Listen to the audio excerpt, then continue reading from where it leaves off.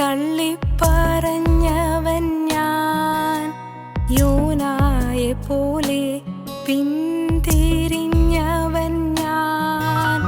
പത്രോസിനെ പോൽ തള്ളിപ്പറഞ്ഞവൻ ഞാൻ, യോനായെ പോലെ പിന്തിരിഞ്ഞവൻ ഞാൻ. ഏലിയാവെ പോൽ വാടി തളർന്നവൻ ഞാൻ, ഏലിയാവെ പോൽ വാടി തളർന്നവൻ ഞാൻ. എന്നേശുവേ നിൻ പൊന്നു പാദത്തിൽ ഞാൻ എന്താകുന്നുവോ അതായി തന്നെ ഞാൻ. എന്നപ്പനേ നിൻ പൊന്നു പാദത്തിൽ ഞാൻ എന്താകുന്നുവോ അതായി തന്നെ ഞാൻ. എന്നെ മുറ്റും മുറ്റും നൽകുന്നേ, എന്നെ മുറ്റും മുറ്റും നൽകുന്നേ, എന്നെ മുറ്റും മുറ്റും നൽകുന്നേ.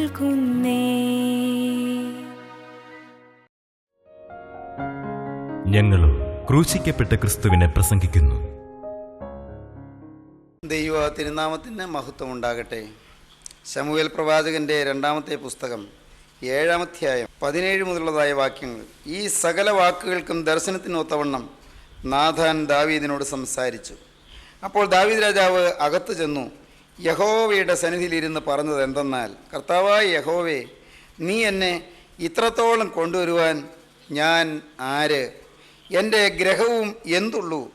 കർത്താവായ യഹോവേ, ഇതും പോരാ എന്ന് നിനക്ക് തോന്നിയിട്ട് വരുവാനുള്ള ദീർഘകാലത്തേക്ക് അടിയൻ്റെ ഗ്രഹത്തെക്കുറിച്ചും നീ അരുളി ചെയ്തിരിക്കുന്നു. കർത്താവായ യഹോവേ, ഇത് മനുഷ്യർക്ക് ഉപദേശമല്ലോ. ദാവീദിനി നിന്നോട് എന്ത് പറയേണ്ടു?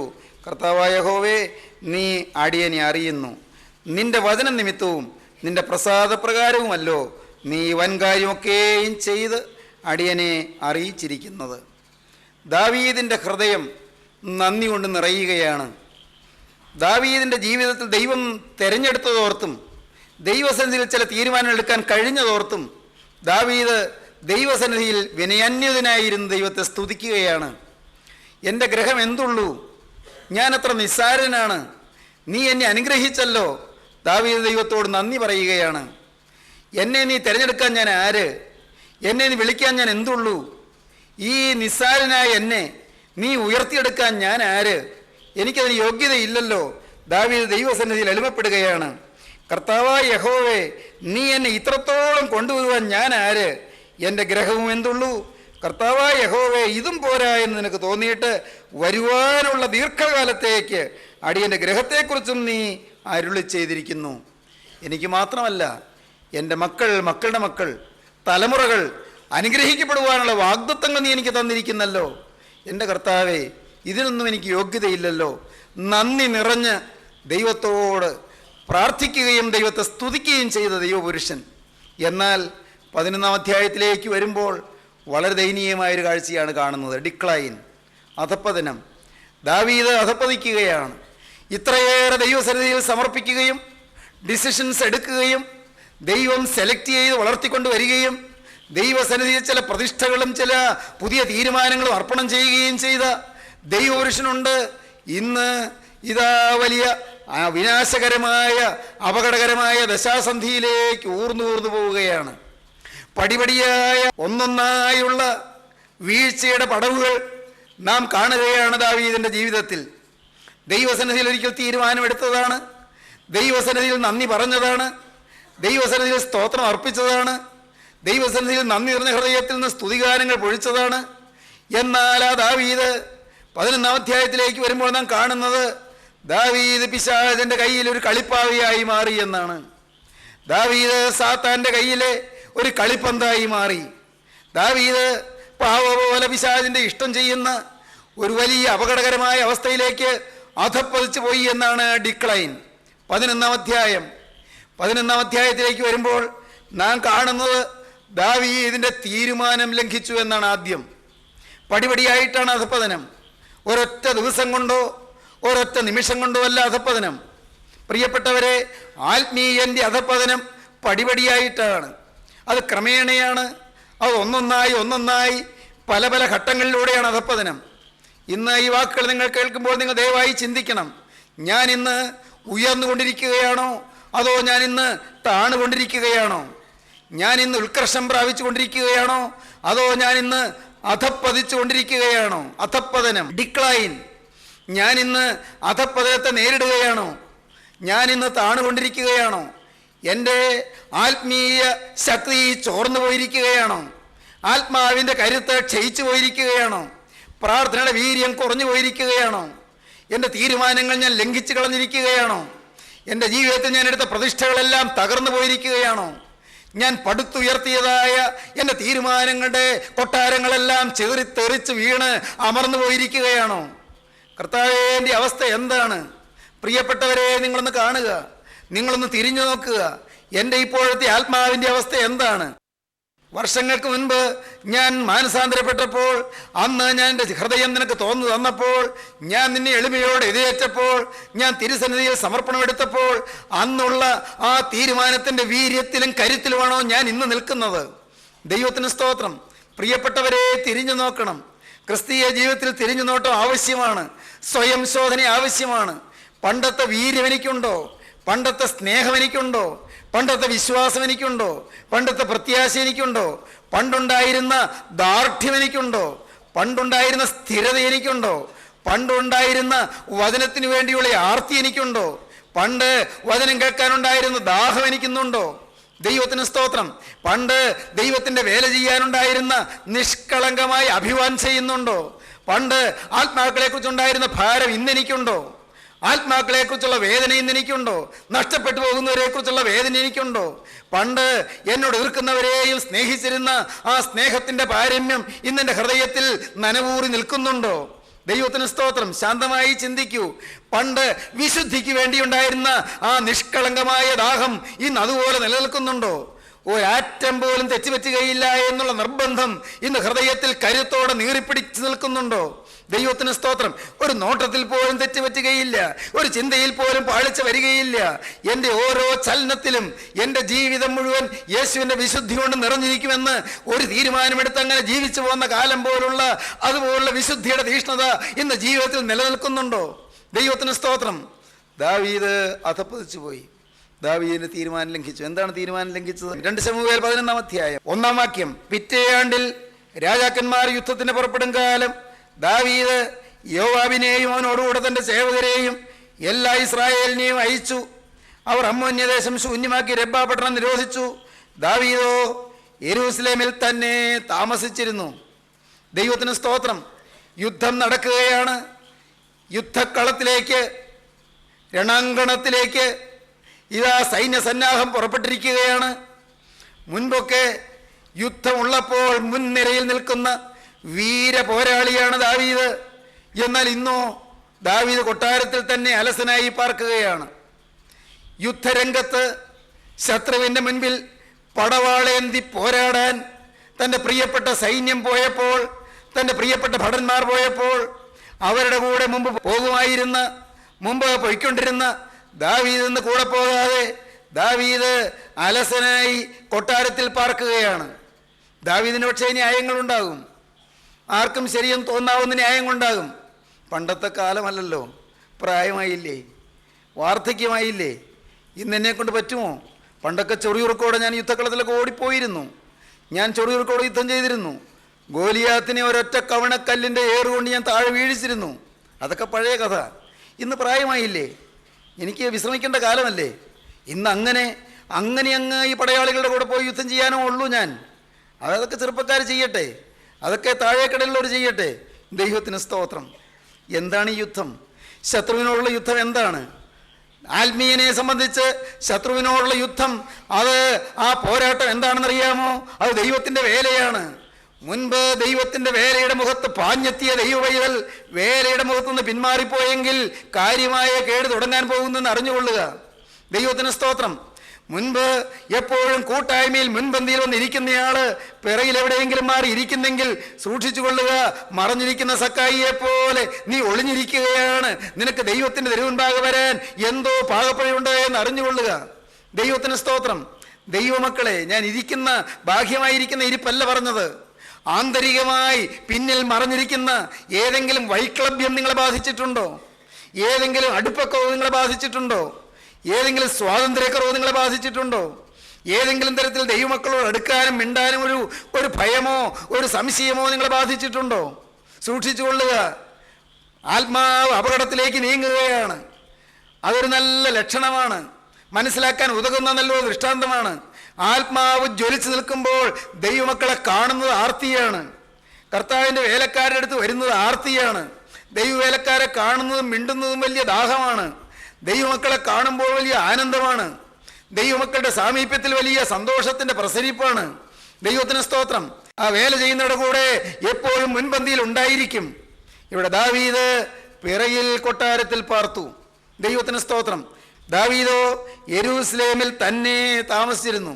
കൊട്ടാരമുണ്ട്, ഇന്ന് സപ്രപഞ്ച കട്ടിലുണ്ട്, ഇന്ന് രാജകീയ സിംഹാസനമുണ്ട്, ഇന്ന് പൊൻചെങ്കോലുണ്ട്, ഇന്ന് എല്ലാ ശ്രേഷ്ഠമായ സൗകര്യങ്ങളും വിധാനങ്ങളുമുണ്ട്.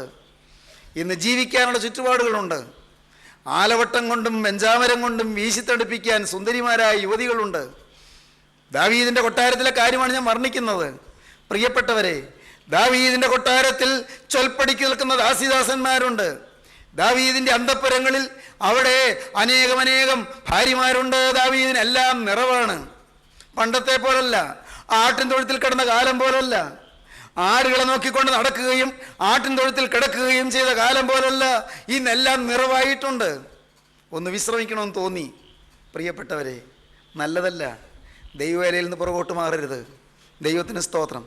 ദൈവം നിനക്ക് കഞ്ഞി കുടിക്കാൻ മാർഗം തന്നെങ്കിൽ കർത്താവിനെ മറക്കരുത്. ദൈവത്തിന് സ്തോത്രം. ദൈവം നിനക്ക് ഒന്ന് കിടപ്പാടം തന്നെങ്കിൽ, ചോർന്നൊലിക്കാത്തൊരു വീട് തന്നെങ്കിൽ ഉടയമ്പരാനെ മറക്കരുത്. ദൈവത്തിന് സ്തോത്രം. ദൈവം നിന്റെ രോഗം മാറ്റി തന്നെങ്കിൽ സ്വർഗത്തിലെ ദൈവത്തെ മറക്കരുത്. ദൈവം നിന്റെ കുഞ്ഞിനെ പഠിക്കാനൊരു കൃപ തന്നെങ്കിൽ ദൈവത്തമ്പുരാനെ മറക്കരുത്. ദൈവത്തിന് സ്തോത്രം.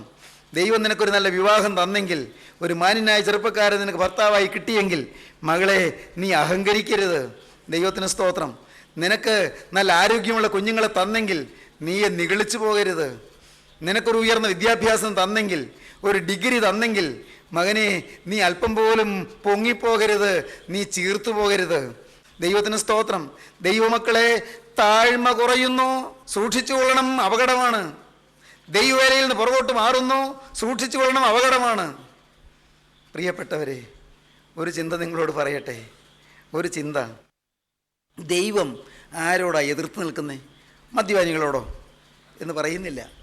വ്യഭിചാര പ്രവൃത്തി ചെയ്യുന്നവരോടോ അങ്ങനെ പറയുന്നില്ല. ദൈവം ആരോടാണ് എതിർത്ത് നിൽക്കുന്നത്? ദൈവം എതിർത്ത് നിൽക്കുന്നത് നിഗളികളോടാണ്. ദൈവം എതിർത്താൽ പിന്നെ എന്തുകൊണ്ട് നിലനിൽപ്പ്?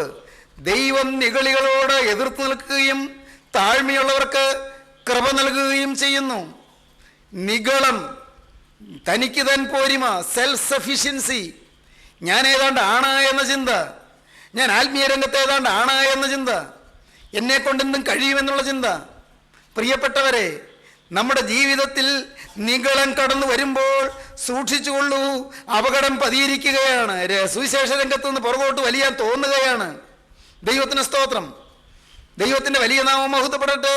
ദാവീദിൻ്റെ ജീവിതത്തിൽ അവന് നിഗളമുണ്ടായി. ഇന്ന് ഉയർച്ചയുണ്ട്, ഇന്ന് വളർച്ചയുണ്ട്, ഇന്ന് ശ്രേഷ്ഠതയുണ്ട്, ഇന്ന് ഉന്നതന്മാരുടെ സഹിത്വമുണ്ട്, ഇന്ന് വലിയവരുടെ കൂട്ടുകെട്ടുണ്ട്, ഇന്ന് രാജകൊട്ടാരമുണ്ട്, അന്തഃപുരങ്ങളുണ്ട്, അരമനകളുണ്ട്, ഇന്ന് ദാസിദാസന്മാരുണ്ട്, അനേകം സൈന്യ സന്നാഹങ്ങളുണ്ട്. സൈന്യത്തെ യുദ്ധത്തിന് അയച്ചിട്ട് ദാവീദ് യെരൂശലേമിൽ തന്നെ പാർത്തു. വീഴ്ച തുടങ്ങുകയാണ്. ദൈവത്തിന് സ്തോത്രം. വീഴ്ച ആരംഭിക്കുകയാണ്. ഡിക്ലൈൻ. ദൈവത്തിന് സ്തോത്രം. എന്നിട്ടോ അടുത്ത വാക്യം, ഒരു നാൾ സന്ധ്യാകാറായ സമയത്ത് ദാവീദ് മെത്തയിൽ നിന്ന് എഴുന്നേറ്റു. മെത്തയിൽ നിന്ന് എഴുന്നേറ്റു. സന്ധ്യാകാറായ സമയത്ത്. അപ്പോൾ പകലെന്താണ്? സന്ധ്യ ആകുന്നവരെ എന്താണ്? മെത്തയിലാണ്. ശയനസുഖം. ക്ഷീണമാണെന്നാണ് പറയുന്നത്, ആലസ്യമാണെന്നാണ് പറയുന്നത്. എനിക്കൊരു വിശ്രമം വേണ്ടേ എന്നാണ് ചോദിക്കുന്നത്. പകൽ ഉറക്കമാണ്. ദൈവപൈതലേ, അനേകർ എരിപൊരിക്കൊണ്ടുകൊണ്ട് യുദ്ധരംഗത്ത് അടരാടിക്കൊണ്ട് നിൽക്കുമ്പോൾ നിനക്കെങ്ങനെ ഉറങ്ങാൻ സാധിക്കും? നിന്റെ പ്രിയപ്പെട്ടവര് അനേകർ യുദ്ധരംഗത്ത് പടവെട്ടിക്കൊണ്ടിരിക്കുമ്പോൾ നിനക്കെങ്ങനെ ഉറങ്ങാൻ സാധിക്കും? ദൈവത്തിന് സ്തോത്രം. ദാവീദേ, നീ എന്താണ് ഉറങ്ങിപ്പോയത്? മുൻപ് യുദ്ധരംഗത്ത് ഉശിരോടെ പടവാളേന്തിയവൻ ഇപ്പോൾ എന്തുകൊണ്ട് ഉറങ്ങിപ്പോയി? ദാവീദ് ഉറങ്ങിക്കിടക്കുകയാണ്. ഭാഗ്യം, സന്ധ്യയാകാറായ സമയത്ത് എഴുന്നേറ്റു. കാരണം ദാവീദിന് ഓർമ്മ കാണും പണ്ട് പറഞ്ഞത്. എന്താ പറഞ്ഞത്? ഞാൻ വൈകുന്നേരത്തും കാലത്തും ഉച്ചയ്ക്കും സങ്കടം ബോധിപ്പിച്ച് കരയും. അപ്പോൾ എഴുന്നേറ്റത് പ്രാർത്ഥിക്കാനായിരിക്കും. സമയം തെറ്റേണ്ട. കാരണം പണ്ട് ദൈവത്തോട് പറഞ്ഞതല്ലേ, ഇത്രയും കാലം അങ്ങനെ നിന്നതല്ലേ. പണ്ട് പറഞ്ഞ തീരുമാനം അങ്ങനെയാണല്ലോ. ഞാൻ വൈകുന്നേരത്തും കാലത്തും ഉച്ചയ്ക്കും സങ്കടം ബോധിപ്പിച്ച് കരയുമെന്ന് പറഞ്ഞ ദാവീദ് ഇപ്പോൾ എഴുന്നേറ്റത് നമുക്ക് ന്യായമായി ഊഹിക്കാം. പ്രാർത്ഥനാ മുറിയിലേക്ക് പോകാനാണ്, പ്രാർത്ഥിക്കാൻ മുട്ടുമടക്കാനാണ്. ദൈവത്തിന് സ്തോത്രം. പ്രാർത്ഥനയിൽ നിരതനായിരിക്കാനാണ്.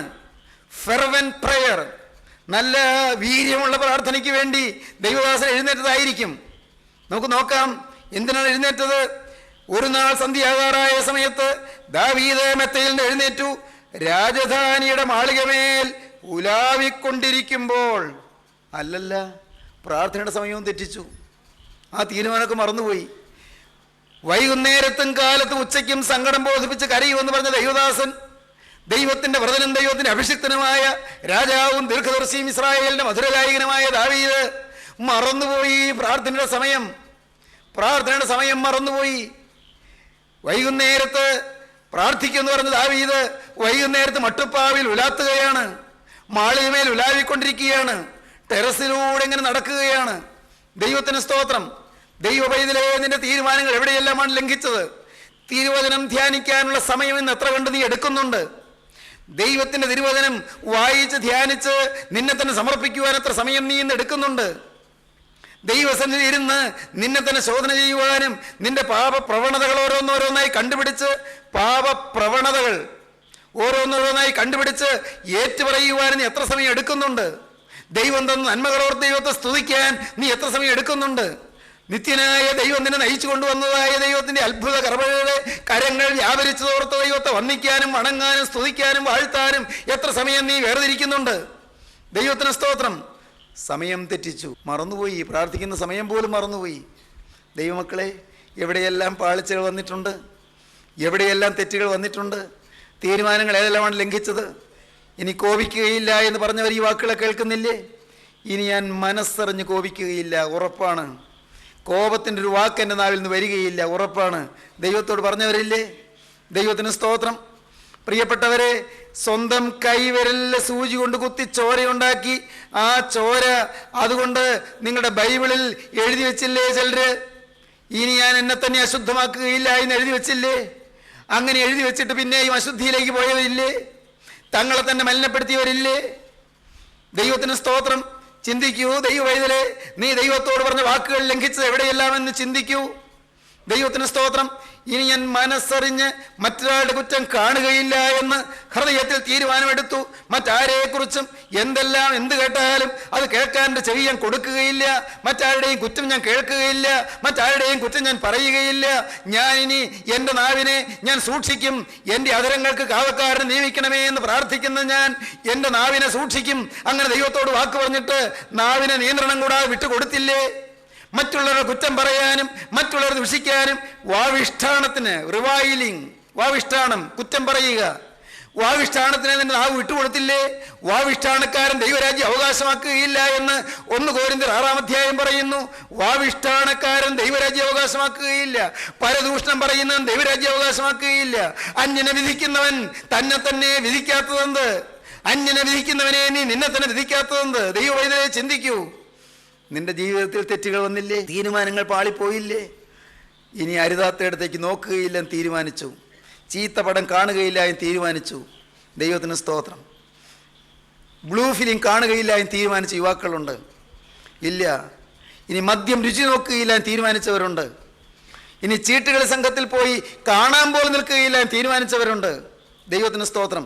ഇനി ഒരൊറ്റ പുക പോലും വലിക്കുകയില്ല എന്ന് തീരുമാനിച്ചവരുണ്ട്. തീരുമാനങ്ങൾ എങ്ങനെയുണ്ട്? മകളെ, ഇനി തറുതല പറയുകയില്ല എന്ന് തീരുമാനിച്ചതല്ലേ നീ? ഇനി ഭർത്താവിനെ പൂർണ്ണമായി അനുസരിക്കാൻ തീരുമാനിച്ചതല്ലേ നീ? ഇനി മക്കളെ പ്രാവുകയില്ല എന്ന് തീരുമാനിച്ചതല്ലേ? നിന്റെ നാവ് കൊണ്ട് നീ പ്രാകിയില്ലേ? നിന്റെ നാവ് കൊണ്ട് നീ ശപിച്ചില്ലേ? നിന്റെ നാവ് കൊണ്ട് നീ ദൈവത്തെ സ്തുതിച്ചു. 1000 നിനക്ക് സ്തുതി, 10,000 നിനക്ക് സ്തുതി എന്ന് നീ പാടി. എന്നിട്ടോ നിന്റെ ആ നാവ് കൊണ്ട് നീ കുഞ്ഞുങ്ങളെ ശപിച്ചില്ലേ? നിന്നെ തന്നെ ശപിച്ചില്ലേ? ചത്താ മതിയായിരുന്നു നീ പറഞ്ഞില്ലേ? അല്ല, നീ ഓർത്തില്ലേ? ഓർത്തു നോക്കൂ, നിന്റെ ജീവിതത്തിലേക്ക് തിരിഞ്ഞു നോക്കൂ. എന്തെല്ലാം തെറ്റുകൾ, തീരുമാനങ്ങൾ ലംഘിച്ചു പോയി. ദാവീദ് തീരുമാനം ലംഘിച്ചു. ദാവീദ് സന്ധ്യാകാറായ സമയത്ത് മെത്തയിൽ നിന്ന് എഴുന്നേറ്റു, മാളികമേൽ ഉലാവിക്കൊണ്ടിരുന്നു. ദൈവത്തിന് സ്തോത്രം. സമയം തെറ്റല്ലേ? ജീവിതത്തിലെടുത്ത തീരുമാനങ്ങൾ പാലിച്ചു കൊള്ളുക. ജീവിതത്തിൽ നിങ്ങൾ ദൈവത്തോട് തീരുമാനങ്ങൾ പറഞ്ഞുകൊള്ളുക. ഇപ്പോൾ ഈ വാക്കുകളെ കേൾക്കുമ്പോൾ പുതിയ തീരുമാനങ്ങൾ പറയാൻ നിങ്ങളുടെ ആരുടെയെല്ലാം ഹൃദയം കുതി കൊണ്ടുവരുന്നുണ്ട്. പ്രിയപ്പെട്ടവരെ, പുതിയ ചില തീരുമാനങ്ങൾ, ദൈവത്തിന് സ്തോത്രം, ചില വ്യക്തമായ വസ്തുനിഷ്ഠമായ തീരുമാനങ്ങൾ, ദൈവത്തിന് സ്തോത്രം, കൃത്യമായ ചില തീരുമാനങ്ങൾ ദൈവത്തോട് പറയാൻ നിങ്ങൾക്ക് സാധിക്കുമോ? പ്രിയപ്പെട്ടവരെ, നിങ്ങൾക്ക് പറയാൻ പറ്റുമോ? അങ്ങനെ തീരുമാനമെടുത്തവർ അനേകരുണ്ട്. ഈ വാക്കുകളെ കേൾക്കുന്ന അനേകര് വ്യക്തമായ, സുനിശ്ചിതമായ, സുവ്യക്തമായ, അസന്ദിഗ്ധമായ തീരുമാനങ്ങൾ എടുത്തവരുണ്ട്. ദൈവത്തിന് സ്തോത്രം. ആ തീരുമാനം പാലിച്ചു കൊണ്ടിരിക്കുന്നവരുമുണ്ട്. അനേകരുണ്ടെന്ന് ഞാൻ അറിഞ്ഞുകൊണ്ടാണ് പറയുന്നത്. അവർക്ക് വേണ്ടി ഞാൻ ദൈവത്തെ സ്തുതിക്കട്ടെ. അങ്ങനെ തീരുമാനം എടുക്കുകയും തീരുമാനം പാലിക്കുകയും ചെയ്യുന്ന പ്രിയപ്പെട്ടവർക്ക് വേണ്ടി ഞാൻ ദൈവത്തെ വാഴ്ത്തട്ടെ. കർത്താവേ, എല്ലാവരെയും നിലനിർത്തണമേ എന്ന് ഞാൻ നിങ്ങൾക്ക് വേണ്ടി പ്രാർത്ഥിക്കട്ടെ. പ്രിയപ്പെട്ടവരെ, നിങ്ങളോട് പറയട്ടെ, നിങ്ങളുടെ ജീവിതത്തിൽ തീരുമാനങ്ങൾ നിങ്ങൾ പുതുക്കുവീൻ. ഇപ്പോൾ പുതിയ തീരുമാനങ്ങൾ നിങ്ങൾ എടുക്കുവീൻ. ദൈവത്തോട് എന്തെല്ലാം നിങ്ങൾക്കിപ്പോൾ പറയാനുണ്ട്? ഏതെല്ലാം കാര്യങ്ങൾ നിങ്ങൾക്ക് ദൈവത്തോട് ചില പ്രതിഷ്ഠകൾ പറയാനുണ്ട്, ചില ഉടമ്പടികൾ ദൈവസന്നിധിയിൽ വയ്ക്കുവാനുണ്ട്, ചില നിയമങ്ങൾ ദൈവസന്നിധിയിൽ എടുക്കുവാനുണ്ട്, ചില തീരുമാനങ്ങൾ ദൈവസന്നിധിയിൽ എടുക്കുവാനുണ്ട്. ദൈവത്തിന് സ്തോത്രം. ഈ ശരീരത്തിൽ ഒരണുപോലും ഇനി മലിനപ്പെടുകയില്ല. പറയാൻ ധൈര്യമുണ്ടോ പ്രിയപ്പെട്ടവരെ? തീരുമാനമെടുക്കാൻ ധൈര്യമുണ്ടോ? ഈ ശരീരത്തിൽ ഒരണുപോലും, ഒരാറ്റം പോലും ഇനി അഴുക്ക് പറ്റുകയില്ല. ദൈവത്തിന് സ്തോത്രം. ഈ ശരീരം യേശുവേ, നിന്റെ മന്ദിരമായി, നിന്റെ കുടിയിരിപ്പ് ഭവനമായി ഞാൻ സമർപ്പിച്ചതാണ്. ഇനി ഇതിനകത്ത് പരിശുദ്ധാത്മാവിന്റെ കുടിയിരിപ്പ് ഭവനമായ, ശുദ്ധമുള്ള റൂഹായുടെ ശുദ്ധമുള്ള കുടിയിരിപ്പ് ഭവനമായ എൻ്റെ ഈ ശരീരം ഇനി മലിനപ്പെടുകയില്ല. ദൈവത്തോട് പറയാൻ തോന്നുന്നുണ്ടോ? ദൈവത്തിന് സ്തോത്രം. പുതിയ ഡിസിഷൻസ് എടുക്കാൻ തോന്നുന്നുണ്ടോ? പുതിയ തീരുമാനം എടുക്കാൻ തോന്നുന്നുണ്ടോ? തീരുമാനങ്ങൾ ഇതുവരെ എടുത്തത് പലതും പാളിപ്പോയെങ്കിലും ഇന്ന് ഇപ്പോൾ ഈ വാക്കുകളെ കേൾക്കുമ്പോൾ നിങ്ങൾക്ക് പുതിയ തീരുമാനങ്ങൾ ദൈവസന്നിധിയിൽ കൊടുക്കുവാൻ സാധിക്കുന്നുണ്ടോ? ദൈവത്തോട് വാക്ക് പറയാൻ തോന്നുന്നുണ്ടോ? ജീവനുള്ള ദൈവം ആശയോട് നിങ്ങളുടെ അരികത്തേക്ക് വന്നിരിക്കുകയാണ്. ഈ എൻ്റെ മകൻ ഇപ്പോൾ എന്നോട് എന്താണ് പറയുന്നത്? കർത്താവ് കാതോർത്ത് നിൽക്കുകയാണ്. ദൈവവേദനേ, നിന്റെ അരികത്ത് വന്ന് കാതോർത്ത് നിൽക്കുകയാണ്. വളരെ സ്നേഹത്തോടെ നിൽക്കുകയാണ്. കഴിഞ്ഞതെല്ലാം മറക്കാമെന്നാണ് എൻ്റെ കർത്താവ് പറയുന്നത്. കഴിഞ്ഞതെല്ലാം പൊറുക്കാമെന്നാണ് പറയുന്നത്. I will forget and I will forgive. ഞാൻ മറക്കാം, ഞാൻ പൊറുക്കാമെന്ന്. എന്തോ ഒരു സ്നേഹമാണ് പ്രിയരെ ഈ സ്നേഹം. ഗോകുൽത്തായിലെ സ്നേഹം, കാൽവറി കുന്നിലെ സ്നേഹം, കാൽവറി മലയിലെ സ്നേഹം. ഓ പ്രിയപ്പെട്ടവരെ, രക്ഷകൻ്റെ സ്നേഹം, ഉദാര സ്നേഹം, ഓ നിത്യസ്നേഹം, അയ്യോ നിത്യസ്നേഹം, നിസ്തുല സ്നേഹം, നിർമ്മല സ്നേഹം, പരിശുദ്ധ സ്നേഹം, പരിഭാവന സ്നേഹം, പ്രതിഫലം ചോദിക്കാത്ത സ്നേഹം, ഉപാധിയില്ലാത്ത സ്നേഹം, വ്യവസ്ഥയില്ലാത്ത സ്നേഹം, കഴിഞ്ഞതെല്ലാം മറക്കുന്ന സ്നേഹം, കഴിഞ്ഞതെല്ലാം പൊറുക്കുന്ന സ്നേഹം, സകലവും തൻ്റെ ചങ്ക് പൊട്ടിയൊഴിയ ചോരയാൽ കഴുകിത്തരുന്ന സ്നേഹം, ഇതുവരെ വന്നതെല്ലാം കഴുകി ഒരു പുതിയ ജീവിതം തുടങ്ങിത്തരുന്ന സ്നേഹം. ഈ സ്നേഹത്തെ നിങ്ങൾ കാണുമോ? കുരിശിലേക്ക് നോക്കൂ, ആ സ്നേഹത്തെ നിങ്ങൾക്ക് കാണാം. കുരിശിലെ തിരുവിലാവിലേക്ക് നോക്കൂ, യേശുവിന്റെ തിരുവിലാവിൽ നിന്ന് പൊട്ടിയൊഴിയ തിരു രക്തത്തിലേക്ക് നോക്കൂ. ആ സ്നേഹത്തിന്റെ പ്രവാഹം നിങ്ങൾക്ക് കാണാം. ആ സ്നേഹത്തിൽ നിങ്ങളെ സമർപ്പിക്കൂ. ആ നിസ്തുല സ്നേഹം, പാപിയെ വീണ്ടെടുക്കുന്ന സ്നേഹം, അശുദ്ധനെ വിശുദ്ധനാക്കുന്ന സ്നേഹം, വഴിതെറ്റിപ്പോയവനെ നേർവഴിക്കാക്കുന്ന സ്നേഹം, ഇതാ കളങ്കം പറ്റിയവന്റെ കളങ്കം എല്ലാം മായിച്ചില്ലായ്മ ചെയ്യുന്ന സ്നേഹം. ഈ സ്നേഹത്തെ നിങ്ങൾ കാണുവീൻ. ആ സ്നേഹത്തെ നിങ്ങൾ എതിരേൽക്കുവീൻ. ആ സ്നേഹത്തെ നിങ്ങൾ പ്രകീർത്തിപ്പീൻ. ആ സ്നേഹത്തെ നിങ്ങൾ പ്രഘോഷിപ്പീൻ. ആ സ്നേഹത്തെ നിങ്ങൾ ആരാധിപ്പീൻ. ആ സ്നേഹത്തിന്റെ വക്താക്കളായി മാറുവീൻ. ആ സ്നേഹത്തിന്റെ സാക്ഷികളായി എഴുന്നേൽപ്പീൻ. ആ സ്നേഹത്തെ പ്രകീർത്തിച്ചുകൊണ്ട് പ്രഘോഷിച്ചുകൊണ്ട് ഈ തലമുറയിൽ നിങ്ങൾ എഴുന്നേൽപ്പീൻ. ദൈവത്തിന്റെ കരങ്ങളിലേക്ക് ഏൽപ്പിക്കുവീൻ. പുതിയ തീരുമാനങ്ങൾ എടുക്കുവീൻ. പഴയ തീരുമാനങ്ങൾ ലംഘിച്ചു പോയതിനോർത്ത് അനുഭവിപ്പീൻ. പുതിയ പ്രതിഷ്ഠകൾ എടുക്കുവീൻ. ദൈവത്തോട് വാക്ക് പറയുവീൻ. നമുക്ക് പ്രാർത്ഥിക്കാം. സ്നേഹവാനെ, കാരുണ്യവാനെ, ഈ മനോഹരമായ സമയത്തിന് വേണ്ടി ഞങ്ങൾ നിന്നെ സ്തുതിക്കുന്ന കർത്താവേ, ഞങ്ങൾ നിന്നെ സ്തോത്രം ചെയ്യുന്നു. എല്ലാവരെയും വാഴ്ത്തണമേ കർത്താവേ. തീരുമാനങ്ങൾ എടുത്തവരെ മുദ്രയിടണമേ കർത്താവേ. തിരുരക്തത്തിന്റെ മുദ്ര അണിയിക്കണമേ കർത്താവേ. ജയമുള്ള ശ്രീബായുടെ അടയാളം നൽകണമേ കർത്താവേ. തീരുമാനമെടുത്തവരുടെ ശിരസിൽ അവിടുത്തെ ആണിപ്പാടലവരും വെക്കണമേ കർത്താവേ. രോഗികളെ സൗഖ്യമാക്കണമേ കർത്താവേ. ആകുലത്തോടെ ആവലാധിയോടെ മനസ്സ് നൊന്തിരിക്കുന്നവർക്ക് ആശ്വാസം നൽകണമേ കർത്താവേ. കുടുംബശാന്തി അറ്റുപോയവർക്ക് കുടുംബ സമാധാനം നൽകണമേ കർത്താവേ. അനേക ഹൃദയങ്ങളിലേക്ക് ആശ്വാസം നൽകണമേ. കടത്തിൽ വലയുന്നവരുണ്ടല്ലോ കർത്താവേ, കടത്തിൽ പിടയുന്നവരുണ്ടല്ലോ കർത്താവേ, ദുഃഖിച്ചഴലുന്നവരുണ്ടല്ലോ കർത്താവേ. കടത്തിനൊരു പരിഹാരം നൽകണമേ കർത്താവേ. എൻ്റെ ദൈവമേ, പൈസയ്ക്ക് ഞെരുങ്ങുന്നവർക്ക് ഒരു സമാധാനം നൽകണമേ കർത്താവേ. ഒരു പോംവഴി നൽകണമേ കർത്താവേ. മുന്നോട്ടൊരു ഗതി തരണമേ കർത്താവേ. രോഗസൗഖ്യം അയക്കണമേ. പൈശാചിക ബാധകൾ മാറ്റണമേ. ദുരാത്മഭീതികൾ അകറ്റണമേ. സകല ശാപങ്ങളും മാറ്റണമേ. പൈശാചികന്റെ ബന്ധനങ്ങളെ അഴിക്കണമേ. ദുഷ്ടന്റെ കെട്ടുകളെ പൊട്ടിക്കണമേ. ഇപ്പോൾ തിരുരക്തം തളിക്കണമേ. തിരുമുദ്ര അണിയിക്കണമേ. തിരുനാമം മഹത്വപ്പെടുത്തണമേ. യേശുക്രിസ്തുവിന്റെ മഹത്വമേറിയ നാമത്തിൽ തന്നെ.